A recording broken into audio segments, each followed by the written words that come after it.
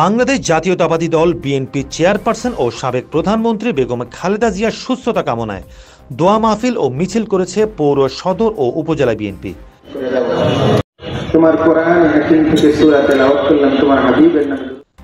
গত শনিবার সকাল 11:30টার দিকে বিএনপির কেন্দ্রীয় কার্যনির্বাহী সদস্য ও মেহেরপুর 1 আসনের সাবেক সংসদ সদস্য মাসুদ অরুণের নেতৃত্বে মেহেরপুর পৌর কমিউনিটি সেন্টারের সামনে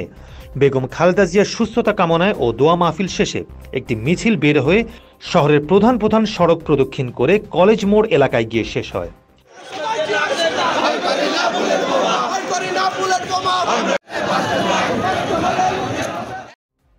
এ সময় উপস্থিত ছিলেন মেহেরপুর জেলা বিএনপির আহ্বায়ক কমিটির যুগ্ম আহ্বায়ক ও পৌর বিএনপির সভাপতি জাহাঙ্গীর বিশ্বাস, সদর উপজেলা বিএনপির সভাপতি অ্যাডভোকেট মারুফ আহমেদ বিজন, সাধারণ সম্পাদক সাইফুল ইসলাম, মুজিবনগর উপজেলা বিএনপির সাংগঠনিক সম্পাদক আব্দুর রশিদ, জেলা যুবদলের সভাপতি জাহিদুল হক জাহিদ,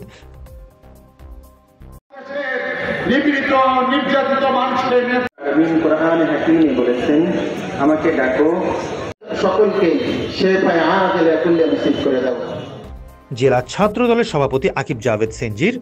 জেলা স্বেচ্ছাসেবক দলের সাংগঠনিক সম্পাদক আহমেদ রাজীব খান, ছাত্র দলের সাবেক সাংগঠনিক সম্পাদক আবু হাসান আফরোজ সহ মেহেরপুর বিএনপির অঙ্গ সংগঠনের নেতৃবৃন্দ।